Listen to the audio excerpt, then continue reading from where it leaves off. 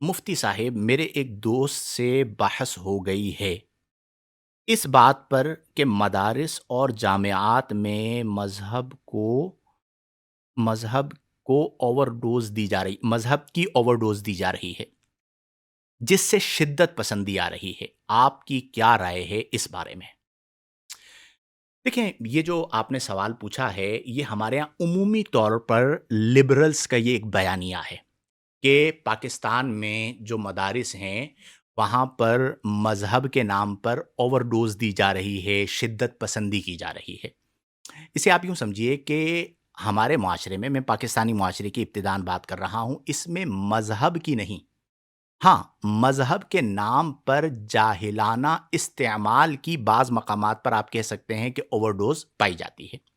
لیکن یہ جو جوڑا جاتا ہے دینی اداروں کے ساتھ، مدارس کے ساتھ، جامعات کے ساتھ، اوور آل یہ جو ایک بیانیہ بنایا جاتا ہے کہ پاکستان میں مذہب کی اوور ڈوز ہے، یہ بالکل غلط ہے۔ اس کے غلط ہونے کی وجہ کیا ہے کہ دیکھیں، جو دینی ادارے ہیں وہ اصل مذہب ہی کو منظم بناتے ہیں۔ مذہب کی جو اوور ڈوز کا دعویٰ ہے اس کی بنیاد غلط ہے۔ بنیاد کیوں غلط ہے؟ دیکھیں، ہمارے ہاں جو اکثر مدارس ہیں وہ یا تو تنظیم المدارس سے جڑے ہوئے ہیں یا وفاق المدارس سے جڑے ہوئے ہیں، اور پاکستان کے جتنے بھی مدارس ہیں ان میں ایک منظم نصاب پڑھایا جاتا ہے، جسے ہمارے ہاں کہا جاتا ہے درس نظامی۔ میں بھی درس نظامی پڑھ کر فارغ التحصیل ہوا، اور ہمارے یہاں جتنے بھی طلباء درس نظامی ہیں انہیں درس نظامی کے اندر مخصوص کتابیں پڑھائی جاتی ہیں۔ اس میں کیا ہے؟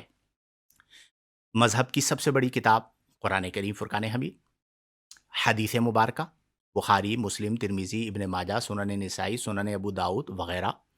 پھر اسی طرح فقہ حنفی ہمارے ہاں چونکہ رائج ہے تو فقہ کی کتابیں پڑھائی جاتی ہیں، نور الہدا ہے، اسی طرح قدوری ہے، پھر آگے چل کے ہدایہ اولین ہے، پھر آخرین ہے، اس طرح کی مختلف کتابیں ہیں، اصول فقہ ہے، منطق ہے، اور اسی طرح اخلاقیات پر مبنی مختلف کتابیں پڑھائی جاتی ہیں۔ اور دو مشہور ہمارے یہاں وفاق ہیں، اس کے علاوہ دیگر بھی ہوں گے، وفاق المدارس اور تنظیم المدارس۔ تنظیم المدارس اہل سنت و جماعت کا ہے، اور وفاق المدارس جو ہے وہ دیوبندی حضرات کا ہے۔ اب یہ جو ادارے ہیں یہ باقاعدہ نصاب کو معیاری اور معتدل رکھنے کے ذمہ دار ہیں، لہذا یہ کہنا کہ شدت پسندی کا سبب مذہب ہے، یہ بالکل غلط بات ہے۔ البتہ اگر کوئی مذہب کا غلط استعمال کرتا ہے اور وہ آٹے میں نمک کے برابر ہیں تو وہ بالکل غلط ہوگا۔ مدارس جتنے بھی ہیں وہ کسی نہ کسی وفاق سے وابستہ ہوتے ہیں، اور یہ جو اوور ڈوز والی بات ہے اس کو مدارس اور علماء خود مسترد کرتے آئے ہیں۔ تو پہلی بات یہ ہے کہ یہ بالکل غلط ہے۔ اس کے بعد دوسرے نمبر پر کہ مذہب کی جو تعلیم ہے، یہ کہا جاتا ہے نا کہ جی مذہب کی اوور ڈوز ہے۔ اب آپ اسے یوں سمجھیے کہ مذہب کی جو تعلیم ہے وہ تو انسان کو توازن دیتی ہے، متوازن بناتی ہے، اور یہ میں مذہبی آدمی ہوں اس لیے یہ بات کر رہا ہوں، ایسا نہیں ہے۔ پاکستان کی بڑی بڑی جو یونیورسٹیز ہیں اس کے اندر ریسرچ پیپرز اس کے اوپر لکھے گئے ہیں کہ مذہب کی جو تعلیم ہے وہ انسان کو معتدل بنا رہی ہوتی ہے۔ مثال کے طور پر بین الاقوامی اسلامی یونیورسٹی ہے، اس کے اندر اس پر پورا مقالہ لکھا گیا۔ اسی طرح پنجاب یونیورسٹی کا شعبہ اسلامیات ہے، کراچی یونیورسٹی کا شعبہ اسلامی تاریخ ہے، اور اسی طرح اس پہ نمل کے اندر جو ہے وہ مذہب و معاشرے پر جو ریسرچ کی گئی ہے اس کا نتیجہ یہ ہے، ان تمام مقالات کا جو بات وہ لکھتے ہیں وہ یہ ہے کہ مذہبی تعلیم رکھنے والے افراد میں جرائم کا رجحان کم، معاشرتی ذمہ داری اور خیر خواہی کا رجحان زیادہ ہوتا ہے۔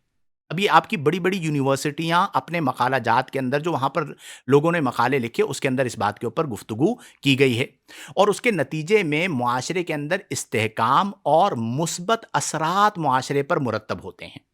گویا کہ ہم اسے یوں کہہ سکتے ہیں کہ دین اسلام کی جو تعلیم ہے وہ انسان کو انتہا کی طرف نہیں لے جاتی بلکہ اعتدال اور اخلاق کی طرف لے کر آتی ہے۔ اس لیے یہ کہنا کہ جی مذہب کی اوور ڈوز کے معاشرے میں نقصان ہو رہے ہیں، یہ ایک تعصب والی بات ہے، غیر علمی بات ہے، اور تحقیقی طور پر بالکل غلط بات ہے۔ اس میں آخری بات میں آپ سے گزارش کرتا ہوں کہ مدارس جو ہیں آپ جانتے ہیں کراچی پاکستان کے اندر تقریباً 30 سے 35 ہزار مدارس ہیں۔ اب ہمارے معاشرے میں جو مدارس کی ضرورت ہے وہ بہت زیادہ ہے، اور مدارس اس ضرورت کو پورا کرتے ہوئے معاشرے سے شدت پسندی کو ختم کر رہے ہیں۔ یعنی میں نے آپ کے سامنے ذکر کیا کہ تقریباً 30 سے 35 ہزار مدارس ہیں۔ اب کئی لوگ یہ کہتے ہیں بھئی اتنے مدارس کی کیا ضرورت ہے؟ یہ مدارس ہی تو ہیں جو کام کر رہے ہیں، خدمات سر انجام دے رہے ہیں، اور ان خدمات کے نتیجے میں مختلف شعبوں کے ماہرین پیدا ہو رہے ہیں۔ مثال کے طور پر قرآن و حدیث کے ماہرین جو تیار ہو رہے ہیں وہ کہاں سے ہو رہے ہیں؟ مدارس سے۔ ائمہ جو امامت کرواتے ہیں، آپ کی لاکھوں مساجدیں پاکستان کے اندر خطابت کرواتے ہیں، قرآن پڑھاتے ہیں، یہ سارے قاری، خطبہ، ائمہ کون پیدا کر رہا ہے؟ مدارس پیدا کر رہے ہیں۔ لاکھوں بچوں کو جو مفت تعلیم دی جا رہی ہے، رہائش دی جا رہی ہے، کھانا پینا دیا جا رہا ہے، غریب طبقے کو سہولتیں فراہم کی جا رہی ہیں، یہ تمام کی تمام مدارس دے رہے ہیں۔